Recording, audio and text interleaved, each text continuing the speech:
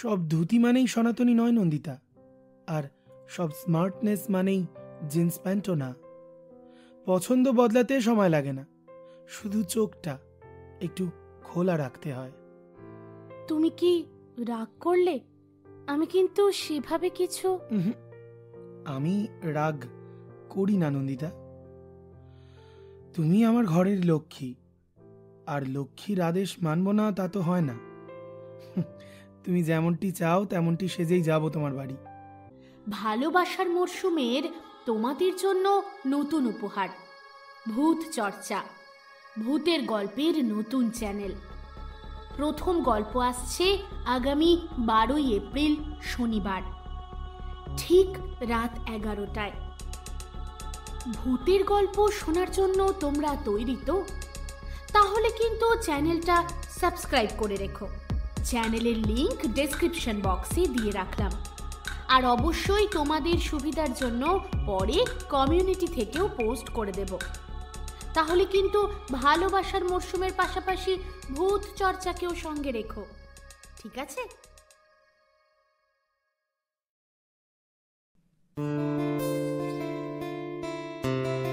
একটা তুলির আঁচড় দিলাম, আকাশ হলো নীল। সুখের অসুখ নিলাম তোমার চোখেতে ঝিলমিল। প্রেমের ফাঁদে পড়ুক না হয়, উড়ুক তাদের ঘুম। কৃষ্ণচূড়ায় লাল হলো এই ভালোবাসার মরশুম।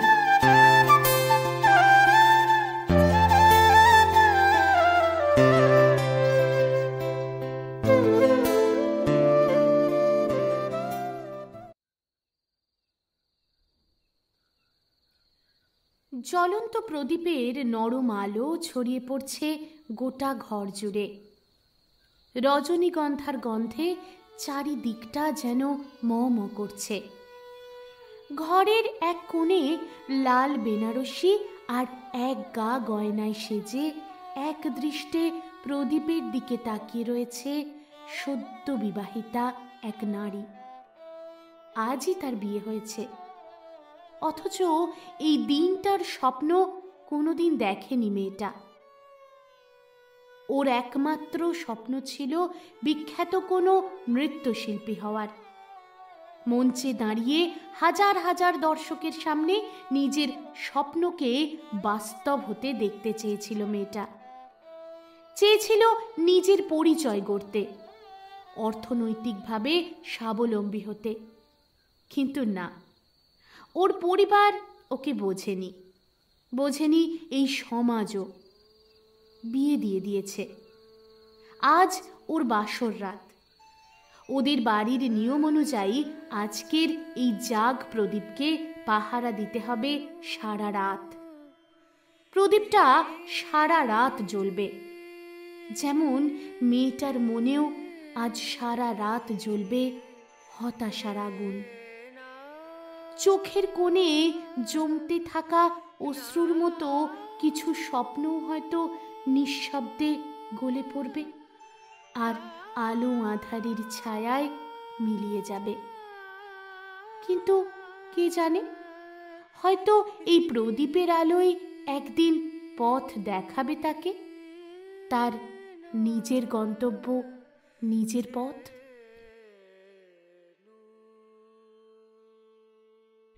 নমস্কার ভালোবাসার মরশুমের বন্ধুরা, আমি তোমাদের বন্ধু অন্তরা নিয়ে চলে এসেছি আরও একটা নতুন ভালোবাসার গল্প। গল্পের নাম প্রজাপতি নির্বন্ধ। গল্প পাঠে প্রতিদিনের মতোই আমি তোমাদের বন্ধু অন্তরা। গল্পের অন্যান্য চরিত্রে আমার সঙ্গে তো প্রীতম রয়েছে, আর সেই সঙ্গে রয়েছে অংশুমান, চৈতালি, মধুমিতা, জিনিয়া এবং শুক্লা। চলো তাহলে চটপট গল্প শুরু করে দিই। ও হ্যাঁ, এই গল্পের লেখিকাও কিন্তু আমি। গল্পটা কেমন লাগলো কমেন্ট করতে ভুলো না কিন্তু।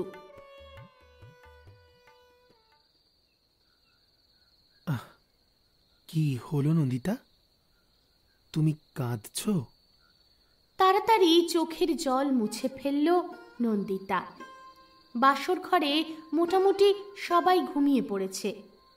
বিয়ে বাড়িতে 1 সপ্তাহ আনন্দ করতে করতে সবাই ক্লান্ত। নন্দিতা অর্থাৎ তিতলি ভেবেছিল ও একাই জেগে আছে, কিন্তু পাশ থেকে ওর সদ্য বিয়ে করা স্বামীর কণ্ঠস্বর শুনে দ্রুত নিজেকে সামলে নিল ও। না না, ওই প্রদীপের দিকে তাকিয়েছিলাম, তাই হয়তো। ও, তাই বুঝি? আমি ভাবলাম রাত পোহালেই শ্বশুর বাড়ি যেতে হবে, তাই হয়তো তোমার মনে কষ্ট হচ্ছে। নিজেকে ধরে রাখতে পারল না তিতলি, ফুপিয়ে উঠল। একজন অচেনা মানুষের উপর অভিমান করে হবেটাই বা কি? ও তো ভালোবাসে না এই মানুষটাকে, চিনতেও চায় না, আর ভবিষ্যতে ভালোবাসতেও চায় না। ও তো ওর স্বপ্নগুলোকে নিয়ে বাঁচতে চেয়েছিল শুধু, কিন্তু বুঝলো না কেউ। আমি বুঝতে পারছি নন্দিতা, আসলে নিজের জগৎ থেকে সম্পূর্ণ একটা নতুন জগতে প্রবেশ করতে চলেছ তুমি। কষ্ট হওয়াটাই তো স্বাভাবিক। জন্মলগ্ন থেকে এই পরিবেশে, এই বাড়িতে, এখানকার মানুষগুলোর সঙ্গে তোমার বন্ধন এত তাড়াতাড়ি কি ছিন্ন করা সম্ভব? মন খারাপ করো না, সব ঠিক হয়ে যাবে। ঈশ্বরের উপর ভরসা রেখো। দীর্ঘশ্বাস ফেলল তিতলি। কি করে বোঝাবে এই মানুষটাকে? এই মুহূর্তে ওর ভিতরটা যে পুড়ে ছাড়খাড় হয়ে যাচ্ছে।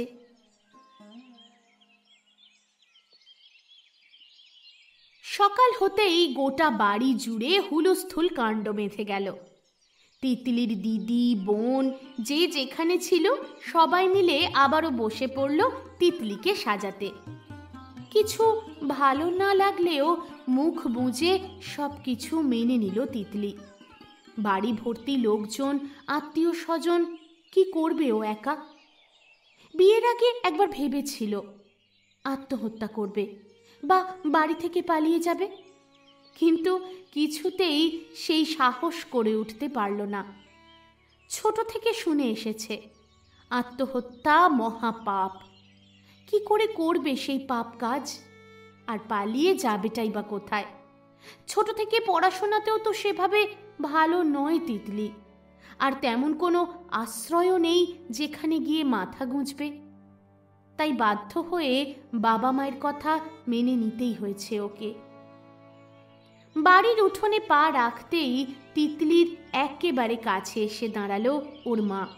ওর একমাত্র শেষ ভরসার জায়গা ছিলেন তিনি, কিন্তু মাও শেষ পর্যন্ত বুঝল না। মন খারাপ করিস না মা, আমরা যা করেছি তা তোর ভালোর জন্যই করেছি। এত সুন্দর ঘর, এত ভালো বর ভাগ্যবতীরাই পায়। দপ করে জ্বলে উঠল তিতলির চোখ দুটো। দাঁতে দাঁত চেপে ও বলে উঠল, আমি তো এমন ভাগ্য চাইনি মা, নিজের পায়ে দাঁড়াতে চেয়েছিলাম শুধু। এর মধ্যে কি অন্যায় ছিল বলো তো? কি চেয়েছিলাম আমি? একটু সময়, সেটুকুও তোমরা দিতে পারলে না। কি হচ্ছেটা কি তিতলি? বাড়ি ভর্তি লোকজনের সামনে এভাবে চেঁচামেচি করছো কেন? কি ভাবছোটা কি তুমি? এইসব করে তুমি সঠিক সেটা তুমি প্রমাণ করতে পারবে? আমি কাউকে কিচ্ছু প্রমাণ করতে চাইনি বাবা, আমি শুধু নাচ নিয়ে আমার কেরিয়ারটা করতে চেয়েছিলাম। নাচে তো আমাদের আপত্তি ছিল না তিতলি, বরং তুমি ছোট থেকে নাচ শেখো এমনটা তোমার মা আর আমি দুজনেই চেয়েছিলাম। কিন্তু তাই বলে তুমি যে ওই রকম অসভ্য একটা বিষয় বেছে নেবে, সেটা কি করে বুঝবো বলো? বাবা প্লিজ, নাচের আবার সভ্য অসভ্য কি? ওটাও তো একটা ফর্ম অফ আর্ট। তুমি নিজে একজন শিক্ষক হয়ে এই ধরনের কথা বলো কি করে? আমাকে আর্ট শিখিও না তিতলি, ওটা শিল্প নয়, স্বেচ্ছাচারিতা, অশালীন, অসভ্য। যে নাচে ওই রকম পোশাক পরতে হয় তাকে আমি কোনো শিল্পের পর্যায়েই ফেলি না। রাগে, দুঃখে, কষ্টে চোখে জল চলে এলো তিতলির। কি উত্তর দেবে, কিভাবে বোঝাবে, কিছুই খুঁজে পেল না। আহ, কি হচ্ছেটা কি? বাড়ি ভর্তি লোকজন, তুমি একটু চুপ করো না। মেয়েটা তো চলেই যাবে, এখনো তোমার জেদ? থাক মা, আমি বুঝতে পেরেছি। তোমাদের কাঁধে বোঝা হয়ে গিয়েছিলাম তো, তাই যেখান থেকে পেরেছ যাকে খুশি ধরে এনে আমার সঙ্গে বেঁধে দিলে। কি ভাবলে হেরে গেছি? কখনোই নয়।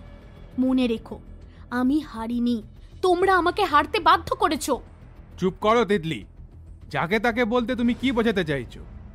অরুণাভ যথেষ্ট ভদ্র, শিক্ষিত, মার্জিত স্বভাবের একটি ছেলে।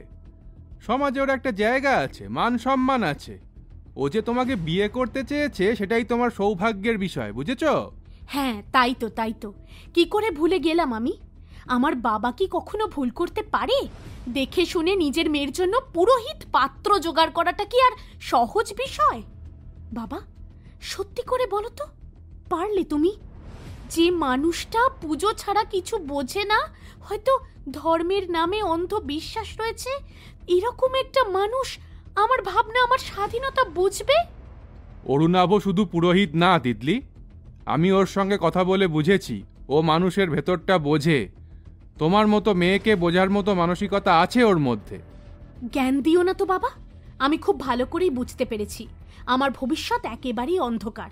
ঠিক আছে, তোমরা যা চেয়েছিলে আমি তাই করব। নিজের সব আশা আকাঙ্ক্ষা স্বপ্ন জলাঞ্জলি দিয়ে পুজো আচ্চা, স্বামী সংসার, বাচ্চা কাচ্চা নিয়ে জীবন কাটাবো। ব্যাস, আর কোনো কথা হয়নি বাবা মায়ের সঙ্গে তিতলির। চুপচাপ অরুণাভর সঙ্গে গাড়িতে উঠে বসেছিল ও। কি হবে অভিযোগ করে? ওর হারানো স্বপ্ন কি আর ফিরে পাবে?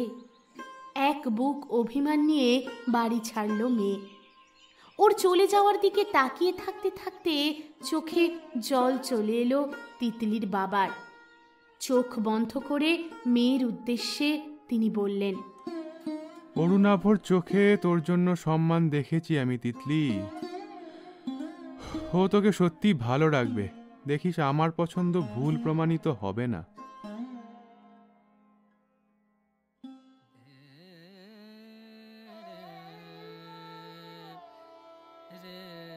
বেশ জাঁক জমকপূর্ণ আয়োজন হয়েছে অরুণাভর বাড়িতে। বাড়ির একমাত্র ছেলের বিয়ে বলে কথা, তার উপর বাবা মা নেই অরুণাভর, মামার বাড়িতেই মানুষ। ছোটবেলায় রোড অ্যাক্সিডেন্টে বাবা মা দুজনেই গত হন। তারপর অবিবাহিত মাসির কাছেই বড় হয় অরুণাভ। আর 5টা সাধারণ বাচ্চার মতো ছিল না অরুণাভ। ছোট থেকেই খেলাধুলার থেকে বইপত্রের দিকে ঝোঁক ছিল বেশি। বিশেষ করে ধর্মীয় বইপত্রের উপর আগ্রহ ছিল দেখার মতো। রামায়ণ, মহাভারত, গীতা গ্র্যাজুয়েশন কমপ্লিট হওয়ার আগেই মোটামুটি সম্পূর্ণ মুখস্থ হয়ে গিয়েছিল ওর। সময়ের সঙ্গে সঙ্গে যখন ওর বন্ধু বান্ধবীরা চাকরি বাকরির উদ্দেশ্যে এদিক ওদিক ছোটাছুটি শুরু করলো, অরুণাভ ধরল ঠিক তার উল্টো পথ। কোনো অভাব বা অনটন থেকে নয়, সম্পূর্ণ মনের আস্থা, ঈশ্বরের প্রতি নিষ্ঠা, ভালোবাসা আর তাকে জানার আগ্রহ থেকেই পৌরোহিত্যকে নিজের লক্ষ্য হিসাবে স্থির করে নিল ও। মামার বাড়ির অগাধ সম্পত্তি আর একমাত্র মাসির অন্ধ ভালোবাসা ওর পথে কোনো বাধা আসতে দেয়নি, সেটা ঠিকই। তবে MBA করা শিক্ষিত অরুণাভ শুধুমাত্র পৌরোহিত্য করে সংসার চালাবে এমনটা তো একেবারেই নয়। শুরুটা পুজো আচ্চা দিয়েই শুরু করলেও পরে ছোট্ট একটা ব্যবসা শুরু করেও। ধীরে ধীরে সেই ব্যবসা আজ বেশ প্রতিষ্ঠিত। মাধুর্যম প্রধানত ধূপ প্রস্তুতকারক সংস্থা। তবে হ্যাঁ, এ ধূপ কিন্তু যে সে ধূপ নয় বন্ধুরা। প্লাস্টিক বর্জিত গাছের ছাল, শুকিয়ে যাওয়া ফুলের পাপড়ি ইত্যাদি দিয়ে তৈরি এই অর্গ্যানিক ধূপের চাহিদা কিন্তু দেশে বিদেশে সর্বত্র। এই তো গত বছরেই ওরা অর্গ্যানিক আবির তৈরি করেছিল, সেখানেও বেশ ভালোই প্রফিট করেছে মাধুর্যম। অরুণাভও ভেবেছিল এই ফ্যাক্টরি, সেখানকার লোকজন, ওর নিজের তৈরি করা ছোট্ট NGO এসব নিয়েই বাকি জীবনটা কাটিয়ে দেবে। কিন্তু ওর বন্ধুর বোনের বিয়েতে গিয়ে সবকিছু কেমন যেন ওলট পালট হয়ে গেল। বাড়িতে এসে তার কথা মাসিকে জানাতেই মাসিও উঠে পড়ে লাগলেন। তারপর কি হলো? নতুন বউ সম্পর্কেও তো কিছু জানার প্রয়োজন আছে, তাই না? জেনে নি। নন্দিতা মুখার্জি, ডাক নাম তিতলি, বয়স ওই 24-25, দেখতে শুনতে মোটামুটি ভালোই, রোগা ছিপছিপে গড়ন, পড়াশোনাতে তো মোটামুটি ছিল, তবে অসাধারণ নৃত্যশিল্পী সে। ছোটবেলায় কত্থক দিয়ে শুরু হয়েছিল, কিন্তু এখন মনে প্রাণে ও একজন ব্যালে আর্টিস্ট। ব্যালে এখনো পর্যন্ত বাংলায় সেভাবে গ্রহণযোগ্যতা লাভ করেনি, কিন্তু ছোট থেকেই টিভিতে ব্যালে ডান্স দেখে সেই ডান্সটার প্রতি বিপুল আগ্রহ জন্মায় ছোট্ট তিতলির, আর সেখান থেকেই ও স্বপ্ন দেখে ব্যালে আর্টিস্ট হওয়ার। বাড়িতে না জানিয়েই ও ভর্তি হয়েছিল কলকাতার বিখ্যাত একটা ব্যালেট ডান্স গ্রুপে। টুকটাক অনুষ্ঠানও করছিল। হঠাৎ করেই ওর নাম ছড়িয়ে পড়ায় বাড়িতে বিষয়টা জানাজানি হয়ে যায়। ওর নাচের ধরন, পোশাক সবকিছুতেই আপত্তি জানায় ওর বাবা, কিন্তু তা সত্ত্বেও লড়াইটা চালিয়েই যাচ্ছিল নন্দিতা। কিন্তু বাবার রিটায়ারমেন্ট কাছে চলে আসতেই বাবা উঠে পড়ে লাগলো মেয়ের বিয়ে দেওয়ার জন্য। মধ্যবিত্ত পরিবারের বাবারা চায় চাকরি থাকতে থাকতে কন্যা দায় থেকে মুক্ত হতে, আর তাই তিতলির শিক্ষক বাবা পাত্র খুঁজতে শুরু করলেন। চটপট একটা ভালো পাত্র উনি পেয়েও গেলেন। তারপর কি হলো সেটা জানতে গেলে প্রবেশ করতে হবে অরুণাভর অন্দরমহলে। কেটে গেছে একটা গোটা দিন। আজকে তিতলির বৌভাত, বেশ বড় করে রিসেপশনের আয়োজন করা হয়েছে, কিন্তু তার আগে দুপুরের ভাত কাপড়ের অনুষ্ঠান। একটা থালায় খাবার, শাড়ি সমস্ত কিছু আয়োজন করে অরুণাভর সামনে তুলে ধরলেন ওর একমাত্র মাসিমণি। এই নাও বাবাই, বৌমার হাতে এগুলো তুলে দাও। আর কি বলবে তা তো তুমি খুব ভালো করেই জানো। নিঃশব্দে হেসে থালাটা হাতে তুলে নিল অরুণাভ। তারপর সরাসরি তাকালো তিতলির দিকে, বলল, নন্দিতা, সংসার মানে শুধুমাত্র দায় দায়িত্ব আর কর্তব্য নয়। সংসার মানে ভরসা, শ্রদ্ধা আর বিশ্বাস। আমি চাই সেই বিশ্বাসের ওপর ভর করেই তুমি আমার পাশে থেকো। আর ভাত কাপড় এইসব বর্তমানের মেয়েরা নিজেদের জন্য নিজেরাই জোগাড় করতে পারে, আমি জানি। আর তাই এই বিষয়ে আমার কিচ্ছু বলার নেই। কথাগুলো কিছুটা অবাক করলো তিতলিকে। এই পুরোহিতটা ঠিক পুরোহিতের মতো নয়, কেমন যেন একটু অন্যরকম। এর ধ্যান ধারণা, চিন্তা ভাবনা সবকিছুর মধ্যেই বেশ একটা আধুনিক ব্যাপার আছে। তবে এইসবে সত্যিই কিছু যায় আসে না তিতলির। ভালো লাগা আর ভালোবাসা এক জিনিস তো নয়। এগিয়ে এসে তিতলির হাত থেকে থালাটা নিয়ে নিল মাসিমণি। তারপর ইশারা করে অরুণাভর পায়ের দিকে দেখালো। একটু অবাক হয়ে গেল তিতলি।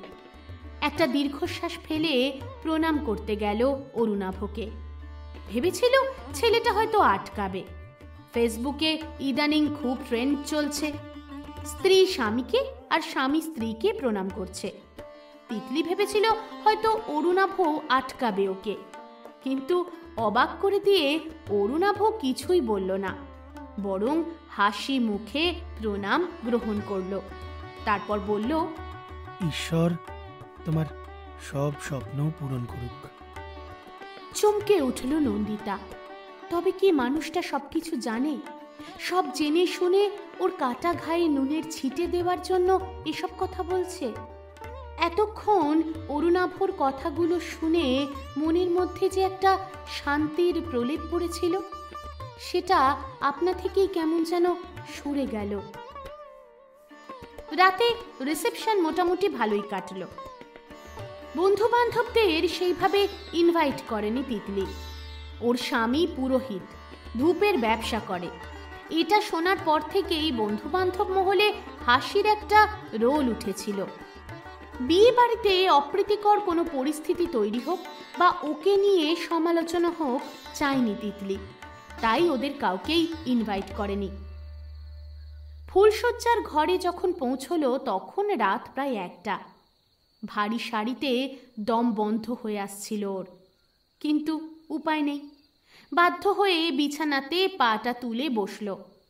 ঘরটা জুঁই ফুল দিয়ে খুব সুন্দর করে সাজানো হয়েছে। চোখ ঘুরিয়ে ঘুরিয়ে সেগুলোই দেখতে থাকলো তিতলি। বিয়ের পর ও একটা অন্য ঘরে উঠেছিল।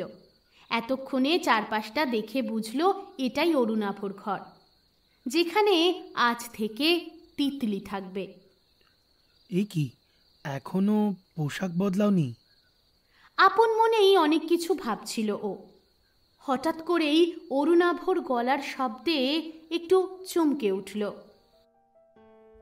না মানে এখনো ফ্রেশ হইনি, মাসিমণি বললেন এভাবেই অপেক্ষা করতে, তাই। উফ, এই মাসিমণি আর তার নিয়ম কানুন। আরে ছাড়ো তো এসব, যাও ফ্রেশ হয়ে এসো। স্বস্তি পেল তিতলি। দ্রুত এগিয়ে গেল বাথরুমের দিকে। তবে যাওয়ার আগে ট্রলি ব্যাগ খুলে নিজের হালকা একটা শাড়ি আর প্রয়োজনীয় জামা কাপড় নিতে ভুলল না ও। বাথরুমে ঢুকে আর এক দফা অবাক হলো। প্রথমে বেশ কিছুটা প্যাসেজ ফাঁকা, তারপর বাথরুমের দরজা। এই প্যাসেজটার চারিদিকেই আয়না লাগানো, জামা কাপড় রাখার জায়গা।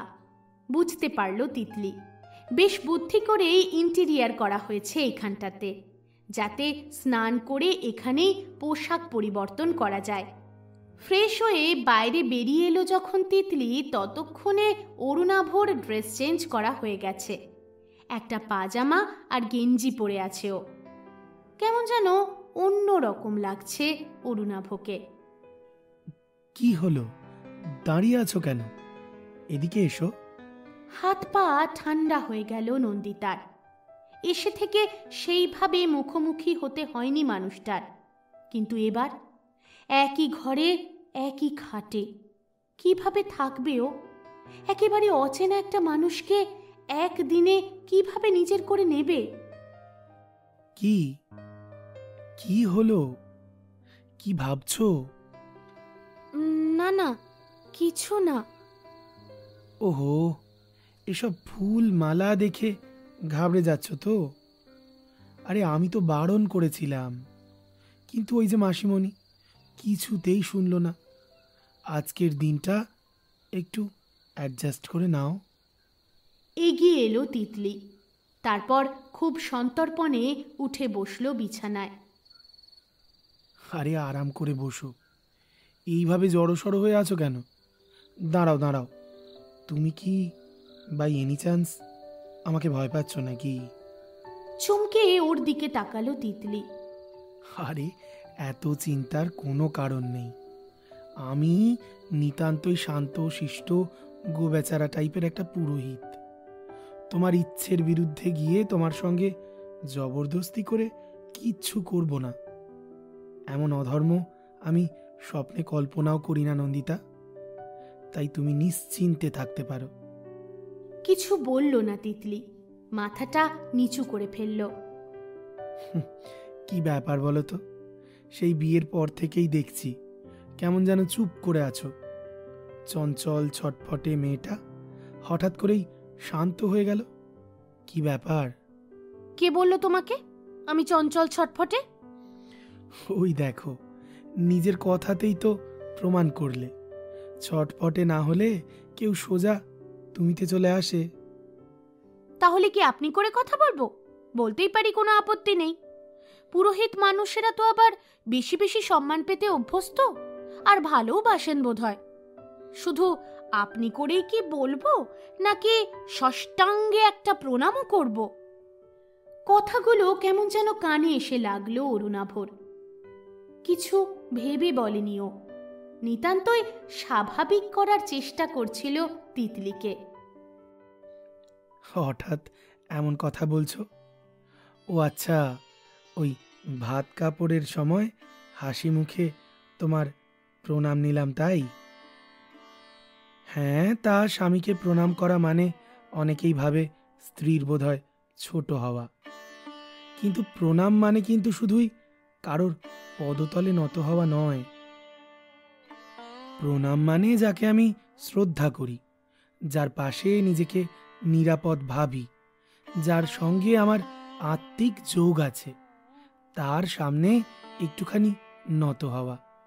এটা কোনো নিছক নিয়ম নয়, এটা ভালোবাসার ভাষা।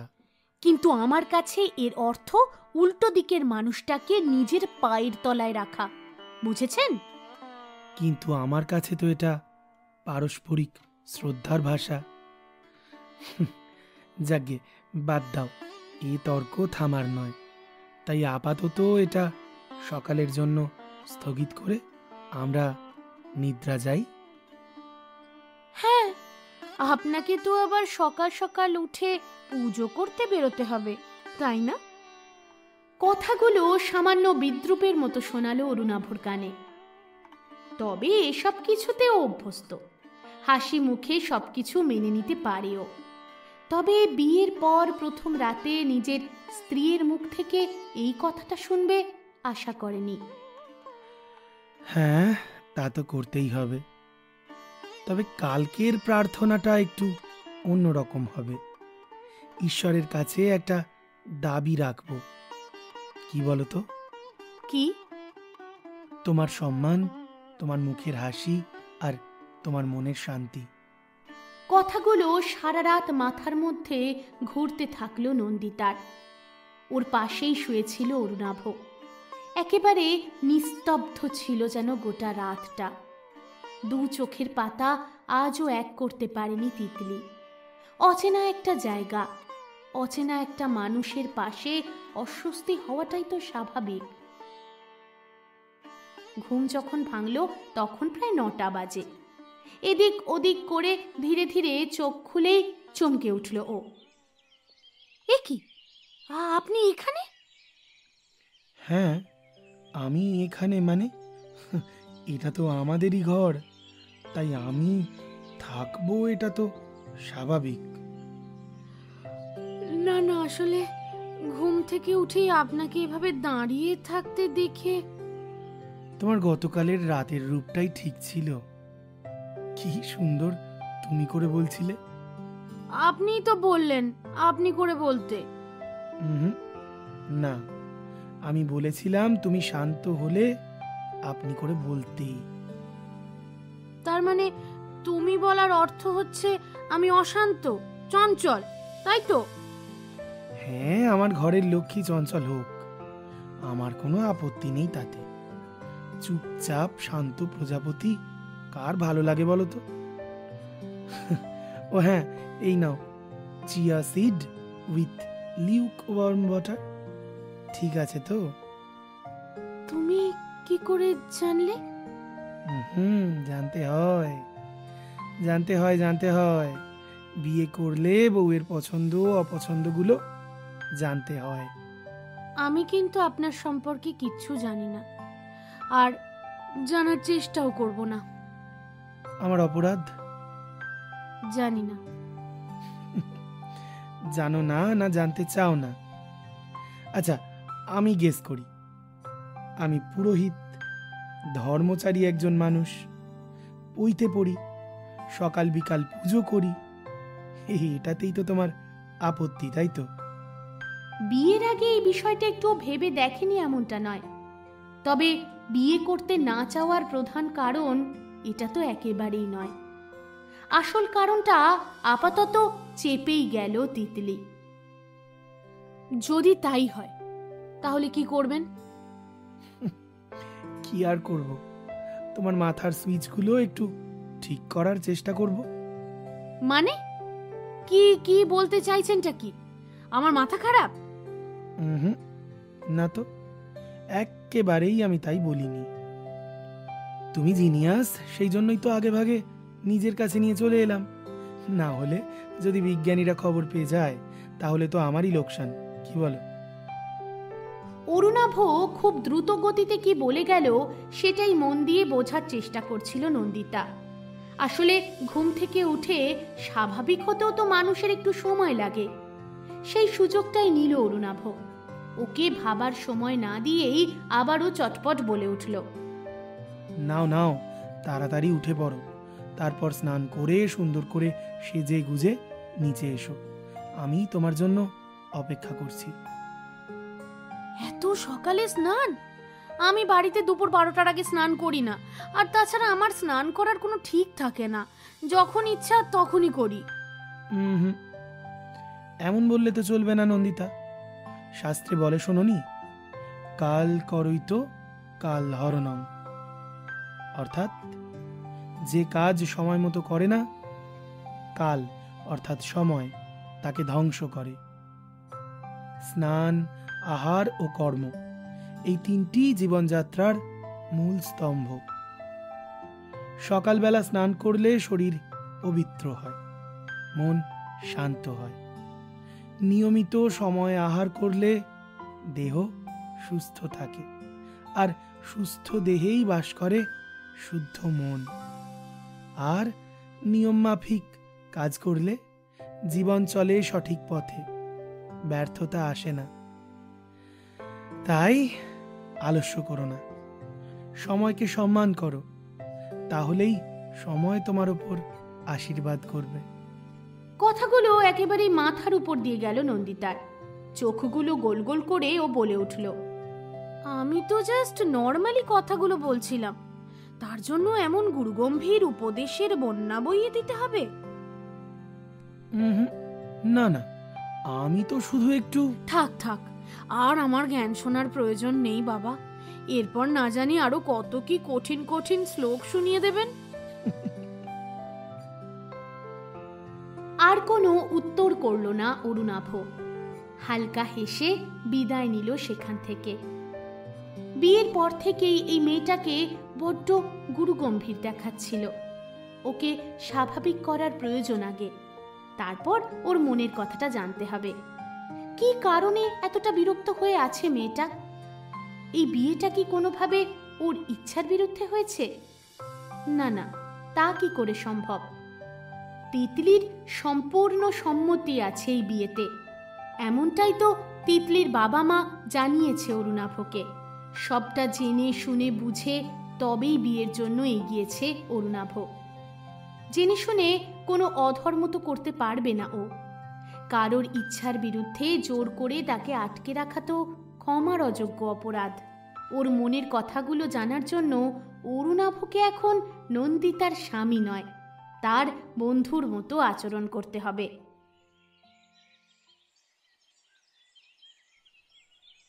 সকাল থেকে প্রায় 10-12 বার ফোন করেছে নন্দিতার মা, কিন্তু কিছুতেই ফোন রিসিভ করেনি তিতলি।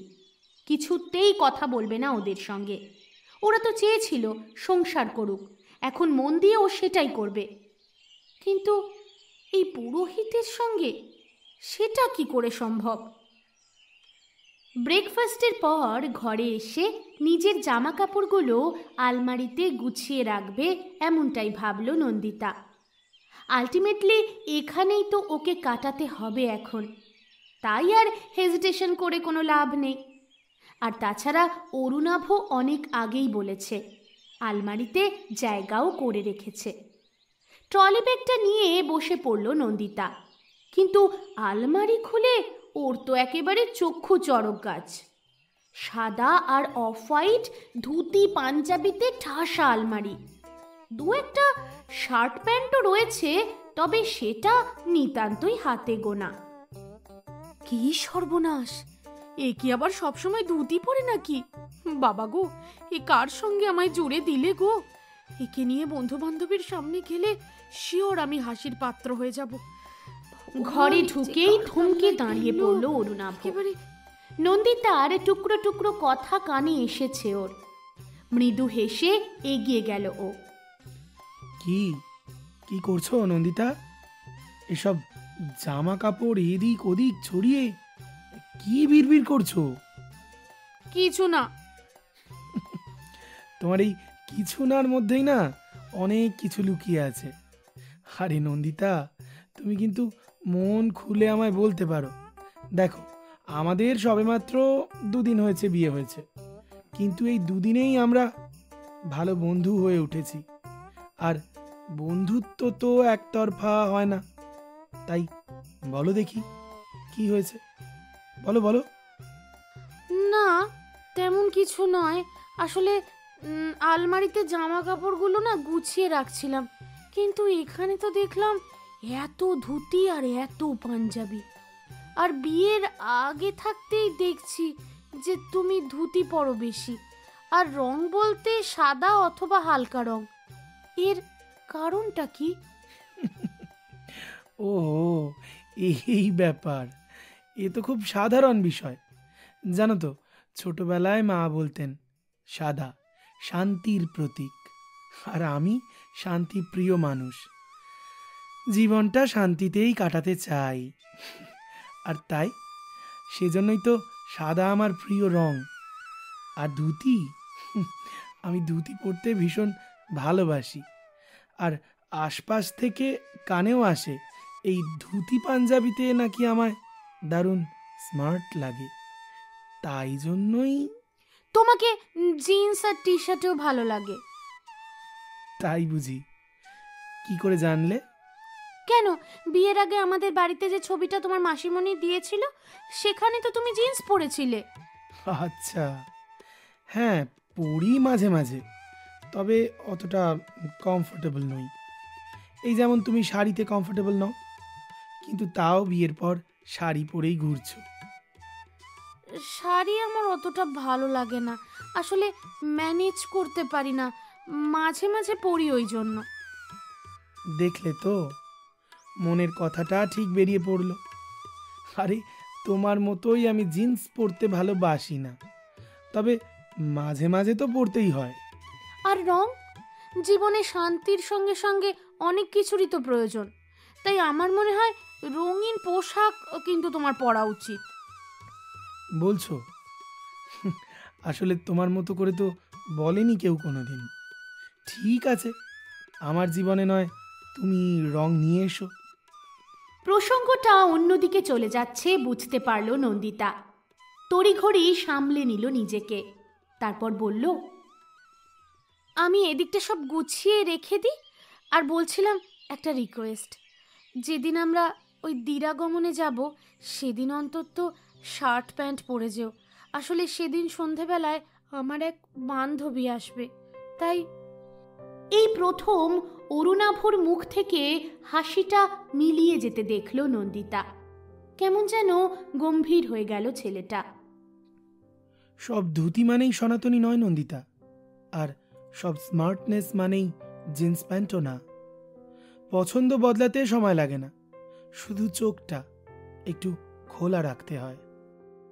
এই কথার অর্থ কিছুই বুঝতে পারল না নন্দিতা, তবুও ওর মনটা যেন খারাপ হয়ে গেল তাড়াতাড়ি। বলল, তুমি কি রাগ করলে? আমি কিন্তু সেভাবে কিছু। আমি রাগ করি না নন্দিতা। তুমি আমার ঘরের লক্ষ্মী, আর লক্ষ্মীর আদেশ মানব না তা তো হয় না। তুমি যেমনটি চাও তেমনটি সেজেই যাব তোমার বাড়ি। এখন চলো চলো, লাঞ্চের সময় হয়ে গেল। কটা বাজে দেখেছো? এত তাড়াতাড়ি? ঘড়িতে দেখেছো? 2টো বাজতে চললো। ব্রেকফাস্ট করতে দেরি করেছো, তাই জন্য একটু দেরি হলো, না হলে 1টার মধ্যে আমাদের লাঞ্চ হয়ে যায়। কথাগুলো বলেই ঘর থেকে বেরিয়ে গেল অরুণাভ। মুখটা বাংলার 5 করে দাঁড়িয়ে রইল নন্দিতা। এ কার খপ্পরে পড়ল ও? 2 দিন বাদে না তুলসীর মালা হাতে ধরিয়ে দিয়ে জপ করতে বসিয়ে দেয়। কি হলো, এসো। হ্যাঁ, আসছি আসছি। খেতে বসে আবারও আশ্চর্য হয়ে গেল নন্দিতা। সব নিরামিষ, ভাত, উচ্ছে ভাজা, সোনা মুগের ডাল, ছানার ডালনা, ফুলকপির রোস্ট আর চাটনি। সবজির সঙ্গে নন্দিতার সম্পর্ক সেরকম ভালো নয়। আমিষ ছাড়া ভাত একেবারেই রোচে না ওর মুখে। কি হলো তিতলিমা, কিছু খাচ্ছ না কেন? এই তো খাচ্ছি মাসিমণি, তবে এই উচ্ছে ভাজাটা না আমি খেতে পারবো না, বড্ড তেতো লাগে। আর আমার না ওই ফুলকপিও লাগবে না, এই পনিরটা আর ডাল দিয়ে আমি খেয়ে নেব। ওটা পনির নয় নন্দিতা, ওটা ছানার ডালনা। আর ফুলকপির রোস্ট খাবে না কেন? খেয়ে দেখো, কাজু কিশমিশ দিয়ে জমিয়ে রান্না করেছে তোমার বর। হ্যাঁ, না মানে আমি ঠিক ফুলকপি। ছাড়ো, ওকে জোর করো না। ও যা খেতে চায় তাই খেতে দাও। আর আমার টক দইটা কোথায় মাসিমণি? ওটা একটু নিয়ে এসো তো। অবাক হয়ে গেল নন্দিতা। দেখতে লাগলো অরুণাভর খাওয়া দাওয়া। কাঁসার থালায় অল্প ভাত, সঙ্গে তরিতরকারিও সামান্য সামান্য। প্রথমে সমস্ত খাবার থেকে অল্প কিছু তুলে পাতের পাশেই সাজিয়ে রাখল। তারপর সামান্য একটু খাবার জল হাতে নিয়ে মুখে কি সব বিড়বিড় করতে করতে থালার চতুর্দিকে হাতটা ঘুরিয়ে কি সব মন্ত্র পড়ে তারপর খাওয়া শুরু করলো।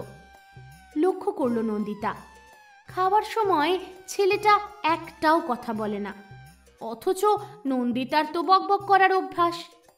খেতে বসে চুপচাপ এত অস্বস্তি হতে থাকলো যে ভালো করে না খেয়েই উঠে পড়লো। তার উপর আজকের খাবারটাও তো একেবারে পছন্দ হয়নি।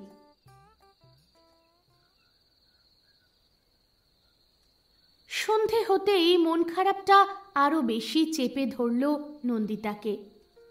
আগামী পরশু অষ্টমঙ্গলা, ওই বাড়িতে যেতে হবে ওকে, ভাবলেই কান্না পাচ্ছে। তার উপর ওর সবচেয়ে কাছের বন্ধু শর্মিষ্ঠা আসবে বিকেলে। বিয়েতে একমাত্র ওই নিমন্ত্রিত ছিল।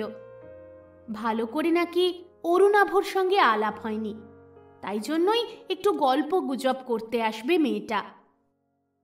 চিন্তার সঙ্গে সঙ্গে অল্প বিস্তর অস্বস্তিও হতে থাকলো নন্দিতার।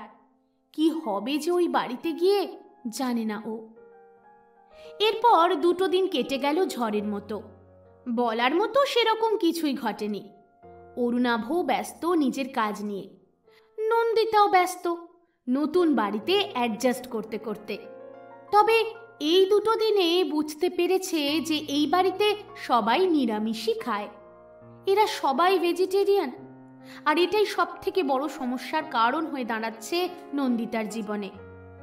যে মেয়েটা মাছ ছাড়া ভাত মুখে তুলতে পারে না, সেই মেয়েটাকে এইরকম একটা বাড়িতে বিয়ে দিয়ে দিল কি করে ওর বাবা মা? এতটা কি করে সহ্য করবে? নতুন পরিবেশ, নতুন জায়গা, তাই কিছুই ও বলতেও পারছে না। এদিকে 2 দিন ভালো করে খাওয়া দাওয়া হয়নি, ওই পেট চালানোর মতো খাচ্ছে আর কি। আজকে বাড়ি যাবে, তবে অরুণাভ কিন্তু কথা রেখেছে। ফর্মাল প্যান্ট, ফুল স্লিভ সাদা শার্টে নিজেকে রেডি করেছে ও। ঈষৎ লম্বা কোঁকড়ানো চুলগুলো পিছন দিকে বেঁধে ছোট্ট একটা রিবন দিয়ে আটকে নিয়েছে। চোখে কালো ফ্রেমের চশমা, সব মিলিয়ে মন্দ লাগছে না মানুষটাকে। আজ প্রথম লক্ষ্য করল নন্দিতা, অরুণাভর শরীর স্বাস্থ্য বেশ ভালো, রোগাও নয় আবার মোটাও নয়, সম্ভবত নিয়মিত ব্যায়াম করে। আর পরিমিত খাদ্যাভ্যাসের জন্য স্কিনটাও বেশ উজ্জ্বল। একটু হিংসে মতো হলো নন্দিতার, নিজেকে কেমন যেন বেমানান লাগলো অরুণাভর পাশে। এর থেকে বোধহয় ধুতি পাঞ্জাবি পরলেই ভালো ছিল। ক্যাবে অরুণাভর পাশেই বসে বসে এইসবে ভাবছিল ও। হঠাৎ করেই গলার শব্দে ধ্যান ভাঙল। এসে গেছি নন্দিতা, চলো। বাড়িতে এসেই ওদের পুজোয় বসতে হলো। সত্যনারায়ণ পুজোর পরেই নাকি জোর ভাঙা হয়, এটাই নিয়ম। দীর্ঘশ্বাস ফেলল নন্দিতা, তার মানে আজকেও ভেজ। এ কি অরুণাভ, তুমি তো কিছুই ভালো করে খাচ্ছ না। না না, ঠিক আছে, আমার জন্য এটুকুই যথেষ্ট। তাই বললে কি হয়? আমি তোমার মাসিমণিকে জিজ্ঞাসা করে সব তোমার মনের মতো রান্না করেছি। ভালো লাগেনি নাকি তোমার? আমি জানি তুমি নিজে খুব ভালো রান্না করো, তাই হয়তো। মা, তুমি কি একটু চুপ করবে? উনি খেতে খেতে কথা বলা পছন্দ করেন না। ওহো, তাই বুঝি? কিছু মনে করো না, আমি তো জানি না। না না মা, ঠিক আছে। ও ও একটু বাড়িয়ে বলছে, সেরকম কিছু নয়। মোটেই আমি বাড়িয়ে বলছি না। তুমি তো খেতে খেতে কথা বলো না। হঠাৎ করে এই বাড়িতে এসে নিয়ম পাল্টে গেল, নাকি সবার সামনে আমাকে মিথ্যে প্রমাণ করার জন্য এগুলো বলছো? এসব কি বলছো তিতলি? কার সঙ্গে কিরকম ভাবে কথা বলতে হয় তুমি জানো না? জানি মা, খুব ভালো করেই জানি, কিন্তু অকারণ দোষীর ভাগী হতে আমার সত্যিই ভালো লাগে না। নন্দিতা, কোনো রকম এই কথাগুলো বলে খাবারটা ফেলে রেখে নিজের ঘরে ছুটল নন্দিতা। অবাক হয়ে গেল অরুণাভ। এমন একটা সামান্য কারণে এতটা রেগে গেল তিতলি। তুমি কিছু মনে করো না অরুণাভ, মেয়েটার বোধহয় আমার মাথার ঠিক নেই। আর তাছাড়াও আজকে এত শাকসবজি রান্না হয়েছে, ও তো সব খেতে পারে না, তাই হয়তো বিরক্ত হয়ে এসব। মাথা নিচু করে আবার খাওয়া শুরু করলো অরুণাভ। সত্যি জানতো না, সবজি পছন্দ করে না মেয়েটা। হ্যাঁ, শুনেছিল ননভেজ খেতে পছন্দ করে, কিন্তু ভেজ যে একেবারেই খেতে পারে না বুঝতে পারেনি। ঘরে এসেই জানলার কাছে গিয়ে দাঁড়ালো নন্দিতা। প্রতিটি মানুষেরই নিজের বাড়ির মধ্যে সব থেকে প্রিয় একটা জায়গা থাকে, যেখানটাতে নিজের সুখ দুঃখ আনন্দ এই সমস্ত সময় কাটাতে মন চায়। এই জানলাটাও নন্দিতার সেই রকম প্রিয় একটা জায়গা। বক্স জানলার ওপরটাতে বসে থাকতে থাকতে বাইরের দিকে তাকিয়ে কত কল্পনায় ভেসে গেছে ও। কিন্তু আজ ওর বড্ড মন খারাপ। নাচের ম্যাম মেসেজ করেছিলেন, সামনেই খুব বড় একটা অনুষ্ঠান। উনি প্রায় রিকোয়েস্ট করছেন যাতে আবার গ্রুপ জয়েন করে নন্দিতা। এখনো কিছু রিপ্লাই করতে পারেনি মেয়েটা। বারবার না টাইপ করতেই হাতটা কেঁপে গেছে। আর সেই কারণেই আজ খাবার টেবিলে এইভাবে রাগটা দেখিয়ে ফেলল ও। নিজের ব্যবহারে নিজেই আজ আশ্চর্য হয়ে গেছে। বাবা মা বসে থাকতেও নির্দ্বিধায় অরুণাভকে এতগুলো কথা কি করে শুনিয়ে দিল ও। মানুষটার তো কোনো দোষ নেই, শুধু শুধু নিজের জীবনটা ওর সঙ্গে জড়িয়ে ফেলে ওর জীবনটাও জটিল করে তুলছে নন্দিতা। কি হলো নন্দিতা, এভাবে চুপ করে বসে আছো? মন খারাপ? কিছু বলল না নন্দিতা, শুধু ছলো ছলো চোখে তাকালো অরুণাভর দিকে। আমাকে কি বলা যায় কি হয়েছে? কিচ্ছু হয়নি, শরীরটা ঠিক ভালো লাগছে না। তুমি তো কিছু খেলেও না ঠিক করে। এভাবে এত অল্প খেলে কি করে শরীর ঠিক থাকবে? আমার ভালো লাগছে না কথা বলতে, প্লিজ আমাকে একটু একা থাকতে দাও। সবাই মিলে প্রশ্ন করে করে কেন বিরক্ত করছো আমাকে? আচ্ছা আচ্ছা, আসলে মন খারাপ আর তুমি সেটা শরীর খারাপের আড়ালে লুকোতে চাইছো, তাই তো? না, আমি কিচ্ছু লুকোতে চাইনি, আমার কিছু হয়নি বললাম তো। দীর্ঘশ্বাস ফেলল অরুণাভ। মেয়েটা এখনো ওকে সম্পূর্ণ বিশ্বাস করতে পারছে না, তাই জন্যই মনের কথাগুলো খুলে বলতে পারছে না। ঠিক আছে, তাহলে তুমি রেস্ট করো, আমি বরং একটু ফ্যাক্টরি থেকে ঘুরে আসি। কেন? তুমি যে বলেছিলে ছুটি আজ। হ্যাঁ ছুটি ছিল, কিন্তু বাড়িতে বসে বসে শুধু শুধু কি করব? এবার খারাপ লাগলো নন্দিতার। এই বাড়িতে একেবারেই নতুন অরুণাভ। সত্যিই তো, ওকে ছাড়া আর কাকেই বা চেনে ও। এইভাবে ও যদি মুখ গোমড়া করে বসে থাকে, অরুণাভর তো খারাপ লাগবেই। অ্যালবাম দেখবে? অ্যালবাম? হ্যাঁ, আমার ছোটবেলার অ্যালবাম, বড়বেলারও কিছু ছবি আছে, দেখবে? দেখালেই দেখবো। ঠিক আছে, তাহলে বসো, আমি এক্ষুনি নিয়ে আসছি। বাহ, ছোটবেলায় তো বেশ কিউট ছিলে তুমি। হ্যাঁ, খুব কিউট। আর দেখো, আমার চুলগুলো অনেক বড় বড় ছিল, মা না দুদিকে বিনুনি করে দিত। আর আর এইটা দেখো, এইটা আমার প্রথম নাচের কম্পিটিশনে তোলা। উফ, এই ড্রেস নিয়ে মা কম ঘুরে বেরিয়েছে চতুর্দিক, কিছুতেই আর ড্রেস ফিটিংস হয় না আমার। আর তারপর এইটা এইটা দেখো, এইটা আমার নাচের পরীক্ষার ফার্স্ট ইয়ারের এক্সামের আগের ছবি। ড্রেসটা এখনো আমার কাছে যত্ন করে রাখা আছে। আর আর তারপর এই যে এই যে ছবিটা দেখো, এই যে এটা আমার কলেজের ফার্স্ট ইয়ারের নবীন বরণের সময় আমার নাচ দেখে প্রিন্সিপাল ম্যাম নিজে বলেছিলেন প্রত্যেক বছর অবশ্যই যেন আমার একটা করে পারফরমেন্স থাকেই থাকে। ও আচ্ছা। অনবরত কথা বলে চলেছিল নন্দিতা। আনন্দে উত্তেজনায় চোখ মুখটা উজ্জ্বল হয়ে উঠেছিল ওর। বিয়ের আগে ঠিক যেরকম দেখেছিল নন্দিতাকে, আজকেও ঠিক সেরকমই লাগছে। চঞ্চল, ছটফটে, একেবারে পাহাড়ি নদীর মতো যেন। চোখে মুখে অঙ্গভঙ্গি করে হাত পা নাড়িয়ে নাড়িয়ে কথাগুলো বলছে নন্দিতা। একভাবে ওর দিকে তাকিয়ে রইল অরুণাভ। হ্যাঁ, এই প্রাণবন্ত মেয়েটাকেই তো ও প্রথম দেখেছিল ওর এক বন্ধুর বোনের বিয়েতে। সন্ধ্যা তখন নামছে ধীরে ধীরে। আলো আঁধারির মধ্যে বিয়ে বাড়িটাও জমে উঠেছিল। প্যান্ডেলের এক কোণে কিছু ছেলে মেয়ে হাসতে হাসতে আইসক্রিম খাচ্ছিল, আর ছটফটে দুরন্ত মেয়েটা মধ্যমণি হয়েছিল সেখানে। ওর হাতে একটা চকোবার, চোখে মিষ্টি দুষ্টুমির ঝিলিক। খুব সাধারণ একটা মুহূর্ত, অথচ কেমন যেন চোখ আটকে গিয়েছিল ওর ওপর। ওর কথা বলার ভঙ্গি, হেসে হেসে আইসক্রিম খাওয়া, আর মাঝে মাঝে ঠান্ডায় চোখ কুঁচকে ফেলার সেই ছোট্ট ভঙ্গিটা কেমন যেন মনটা কেড়ে নিয়েছিল অরুণাভর। আজকের মতো সেদিনও নন্দিতার চোখে ছিল এক রাস আনন্দ, সহজ নির্মল এক আনন্দ, যা খুব কম মানুষের মধ্যেই দেখতে পাওয়া যায়। সেদিনই ঠিক করেছিল অরুণাভ, এই সহজ প্রাণবন্ত মেয়েটাকেই একদিন ওর জীবনের সঙ্গিনী করবে, ওর সহচরী করবে। নাচ খুব ভালোবাসো, তাই না নন্দিতা? চমকে উঠল নন্দিতা।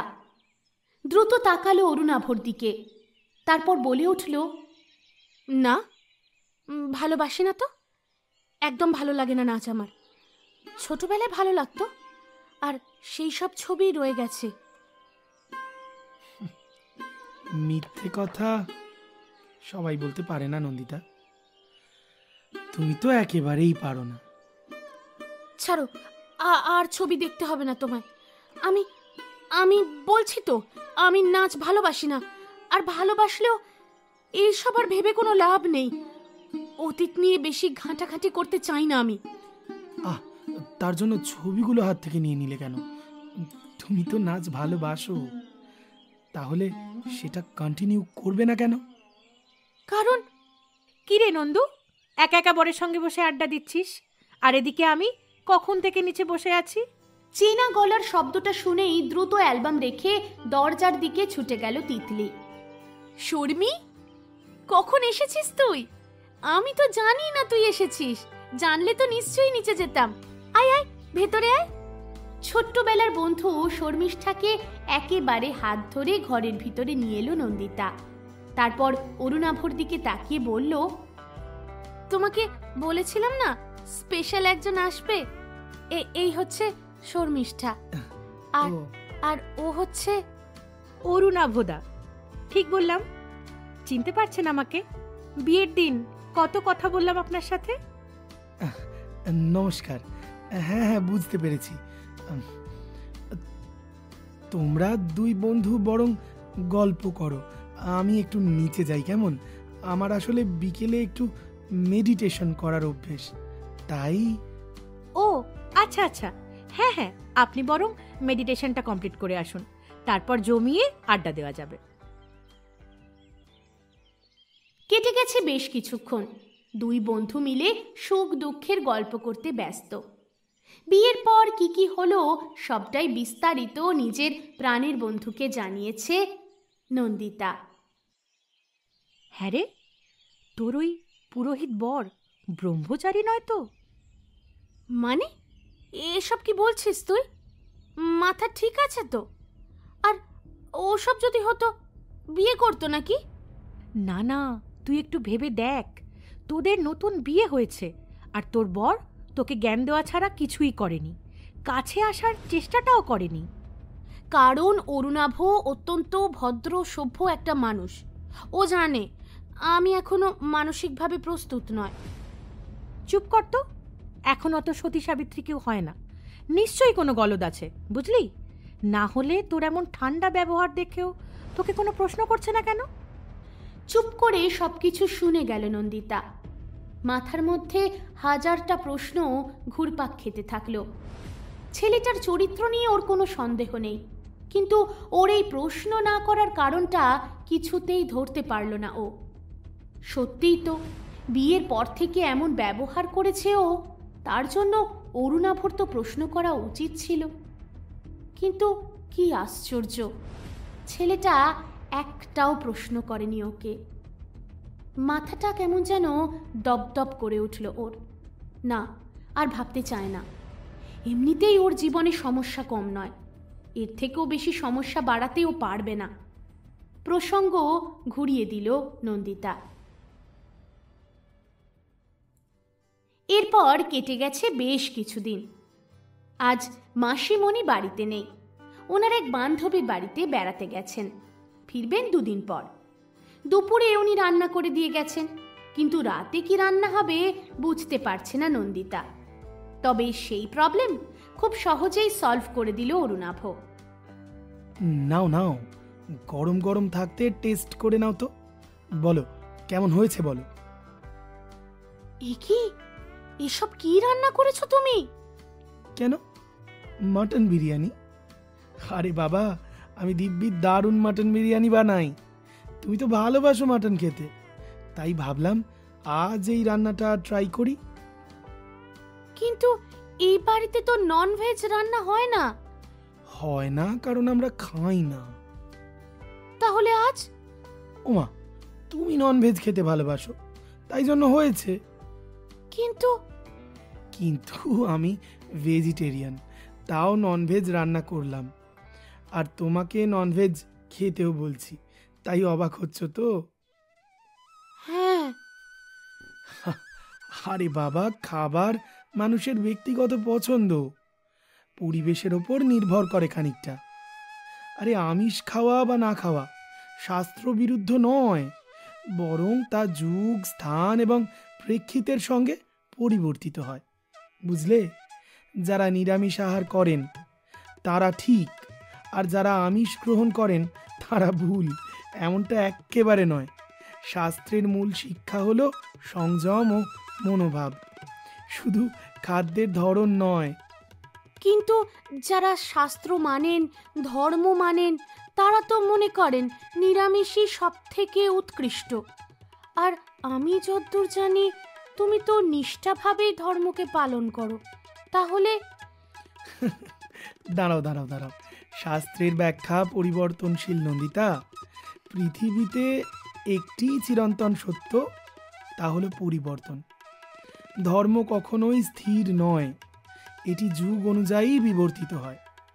বৈদিক যুগে অগ্নিহোত্র যজ্ঞে প্রাণী বলি দেওয়া হতো, শুনেছ তো? মধ্যদেশের ব্রাহ্মণরা নিরামিষভোজী হলেও আমাদের এই ধারণা, এই বাংলা, উড়িষ্যা, কেরল, নেপাল, এমনকি উত্তর ভারতের কিছু অংশের ব্রাহ্মণরাও আমিষ খাবার খান। আচ্ছা, এবার বলো, যদি এটা শাস্ত্রবিরুদ্ধ হতো তবে এতদিনে তারা নিশ্চিহ্ন হয়ে যেত, তাই না? আর ঋগ্বেদের তো অনেক জায়গাতেই অজ, বৃষ এবং মৃগ এই সমস্ত মাংস ভক্ষণ এবং যজ্ঞের উল্লেখ রয়েছে। গৌতম বুদ্ধ, উনি নিজেই তো আমিষ আহার গ্রহণ করতেন এবং বলেছেন যদি প্রাণী হত্যা নিজের হাতে না করা হয় তবে তা গ্রহণ করা দোষের নয়। তাহলে তুমি খাও না কেন? আসলে ছোট থেকে খাইনি, তাই। এই যেমন ধরো অনেক খাবার আছে যেগুলো তুমি ছোট থেকে খাওনি, এখন জোর করে যদি খেতে যাও, খেতে পারবে কি? ঠিক তেমনই মাসিমণি বরাবরই নিরামিষাশী, আমারও সেটাতেই অভ্যেস হয়ে গেছে। কিন্তু তার মানে এই নয় যে অন্য কেউ খেলে আমি আপত্তি জানাবো।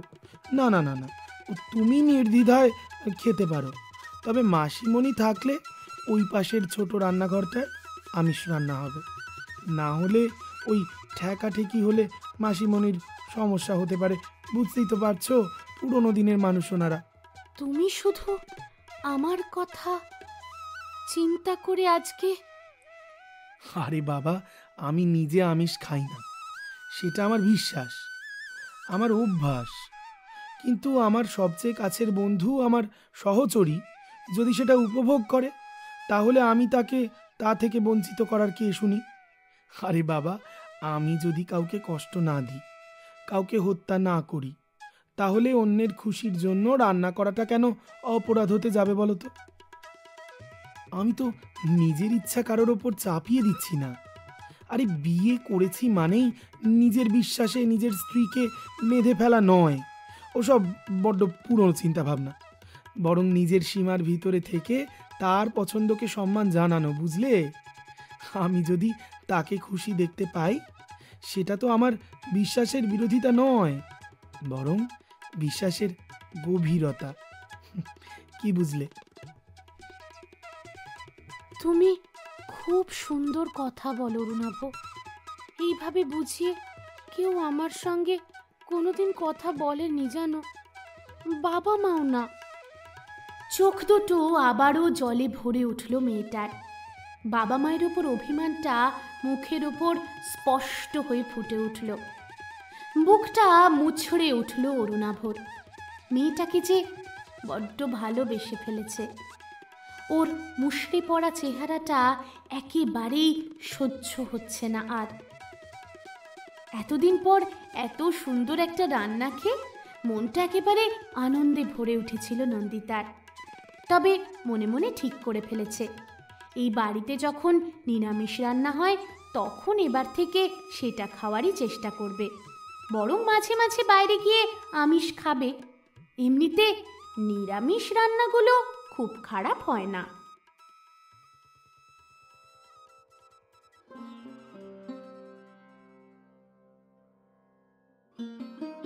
এরপর দিন 15 বেশ ভালোই কাটলো। ওদের দুজনের সম্পর্কটাও বেশ গাঢ় হয়ে উঠেছে এই কদিনে। এই মডার্ন পুরোহিতকে বেশ মনে ধরেছে নন্দিতার।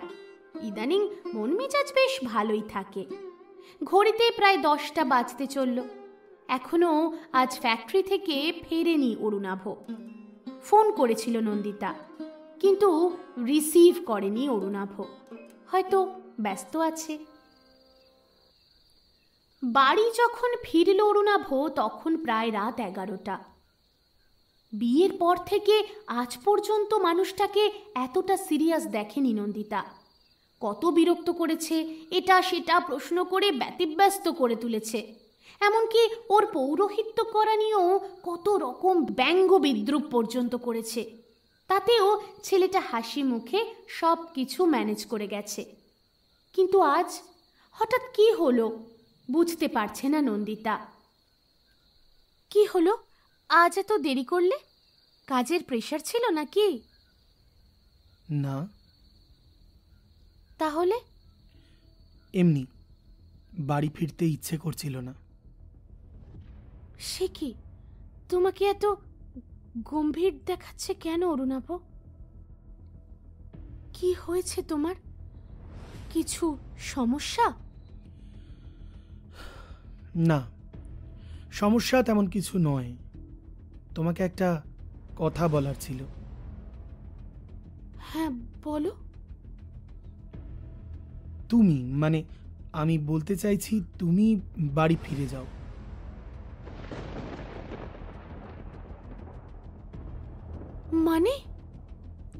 মানেটা পরিষ্কার, তুমি বাড়ি ফিরে যাও নন্দিতা। আমি চাই না তুমি এখানে থাকো, আর আমি চাই না এই সম্পর্কটাও আর থাকুক। কি বলছো তুমি অরুণাভ? আমি কি কিছু অন্যায় করেছি? আমাকে তাহলে খোলাখুলি বলো। অন্যায় তুমি করনি নন্দিতা, অন্যায় করেছি আমি। তোমার ইচ্ছের বিরুদ্ধে গিয়ে তোমার অপছন্দের একটা মানুষকে বিয়ে করতে বাধ্য হয়েছে তুমি, আর এই সংসারটা হয়তো বাধ্য হয়েই করছো। তাই আমি চাই না তুমি আর এসবের মধ্যে নিজেকে জড়িয়ে ফেলো। কিন্তু আমি চাইলে তুমি এক্ষুনি চলে যেতে পারো, আর না হলে আজ রাতটা থেকে কাল সকালেই বাড়ি ফিরে যেও প্লিজ। মাথাটা হঠাৎ করে টলে গেল নন্দিতার। আশপাশটা কেমন যেন অন্ধকার হয়ে যাচ্ছে। কোনো ক্রমেও বলল, অরুণাভ, তুমি আমাকে তাড়িয়ে দিচ্ছ? এই বিয়েটা তোমার নিজের মতামতে হয়নি, তোমার পছন্দও ছিল না আমায়। বিয়ের আগে আমি তোমায় অনেকবার জিজ্ঞাসা করেছি তোমার কোনো সমস্যা আছে কিনা। প্রতিবার তুমি বিষয়টা এড়িয়ে গেছো। আমি ভেবেছিলাম হয়তো লজ্জা পেয়ে তুমি এড়িয়ে যাচ্ছ, কিন্তু এখন জানলাম তুমি শুধুমাত্র কর্তব্যের বশে বাবা মার মান রাখার জন্য একজন অপছন্দের মানুষকে বিয়ে করলে। হ্যাঁ মানছি, কিন্তু এখন তো আমি একটা সম্পর্কের শুরুতেই যদি সত্যির জায়গা না থাকে তাহলে সেটা কি দাঁড়ায়? তুমি চলে যাও নন্দিতা, আমি এ নিয়ে তোমার সঙ্গে আর কোনো কথা বলতে চাই না। কিন্তু আমার বাবা মা? চিন্তা করো না, আমি তাদের সব কিছু জানিয়েছি, তারাও কোনো আপত্তি করেননি। কিন্তু অরুণাভ, তুমি প্লিজ প্লিজ তুমি চলে যাও। আমাদের এই সম্পর্কের কোনো ভবিষ্যৎ নেই, আর আমি জানি আমার মতো মানুষ তোমার স্বপ্নের পুরুষ কোনোদিন হতে পারবে না। মিথ্যে চেষ্টা আমি করব না নন্দিতা, প্লিজ চলে যাও তুমি। কি হলো হঠাৎ অরুণাভর? কি জানতে পারলো অরুণাভ যার জন্য হঠাৎ নন্দিতার ওপর এতটা রেগে গেল? রেগে গেল নাকি এটাও অরুণাভর অভিমান? কি হয়েছে বলুন তো ওদের মধ্যে? জানতে ইচ্ছে করছে? জানার জন্য তো অপেক্ষা করতে হবে আগামী মঙ্গলবার পর্যন্ত। নিয়ে আসবো প্রজাপতি নির্বন্ধ গল্পের দ্বিতীয় পর্ব।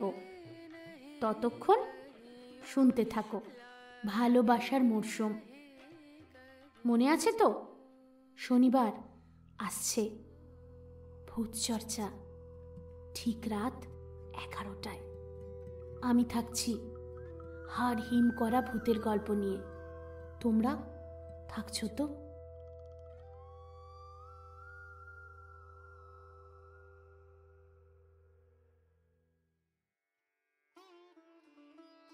তাহলে বন্ধুরা, কেমন লাগলো প্রজাপতি নির্বন্ধর প্রথম পর্ব? কমেন্ট করে জানাচ্ছ তো? আর হ্যাঁ, লাইক করতে কিন্তু আজকাল একদম ভুলে যাও, তাই লাইকটা অবশ্যই করে দিও। গল্পটা ভালো লাগলে বন্ধু বান্ধবদের সঙ্গে গল্পটা শেয়ার করে নিও। আর হ্যাঁ, বেল আইকনটা কিন্তু অবশ্যই প্রেস করবে, না হলে তো নোটিফিকেশনই পৌঁছবে না। আর নোটিফিকেশন না পৌঁছলে বুঝবে কি করে নতুন কি গল্প এলো। এবার চলে যাই গত পর্বে যারা সঠিক উত্তর দিয়েছিলে তাদের নাম ঘোষণায়। তারা হলে অঞ্জনা গারু, সন্দীপ পাল, রিয়া দাস, মোহিনী ভট্টাচার্য, ঈশানী ঘোষ, উজ্জ্বল, শুভজিৎ দে, মিঠু ভট্টাচার্য, জয়শ্রী কুমারী, স্নেহা দাস, কণা রোজারিও, শর্মিষ্ঠা চন্দ্র সহ আরও অনেকেই। অনেক অনেক অভিনন্দন তোমাদের সকলকে। এবার চলে আসি আজকের প্রশ্নে। আজকের প্রশ্ন হলো, অরুণাভর বাবা মায়ের মৃত্যুর পর অরুণাভ কার কাছে মানুষ হয়েছিল? উত্তরটা তো ভীষণ সহজ, তাই চটপট উত্তরটা কমেন্ট বক্সে জানিয়ে দাও। প্রথম 10 জন সঠিক উত্তরদাতার নাম নিয়ে পরের মঙ্গলবার আবার ফিরে আসব আমরা। তাহলে আজ এই পর্যন্তই। প্রজাপতি নির্বন্ধের অন্তিম পর্ব শোনার জন্য আগামী মঙ্গলবার অবশ্যই ফিরে এসো। কিন্তু হ্যাঁ, তার আগে শুক্রবার থাকছে ভালোবাসার ছোট গল্প, ঠিক রাত 8টায়। আর তারপর ওটা বলে দে, কি? শনিবার? ও হ্যাঁ, আগামী শনিবার। শনিবার ভূত চর্চা প্রথম পর্ব। একদম প্রথম পর্ব, প্রথম গল্প, প্রথম গল্প। ভয়ের? ভীষণ ভয়ের। তাহলে তো শুনতেই হচ্ছে। একদম একদম। লাইভ থাকছো তো তোমরা? রাত 11টা, একদম ভূত চর্চা। সঙ্গে থেকো কিন্তু। অপেক্ষায় থাকবো আমরা। তুই ভূতের মতো কথা বলছিস কেন? ও, ভূতে ভর করলো বোধ হয়। যাকে চল আজকের পর্ব শেষ করি। হ্যাঁ, আজকের পর্বটা এখানেই শেষ করি। তোর গলায় কি হয়েছে? ওই একটু সমস্যা, বাদ দে। যাই হোক, ভালো থাকবেন সকলে, আর শুনতে থাকবেন ভালোবাসার মরশুম, সঙ্গে ভূত চর্চা। ভূত চর্চা। একদম।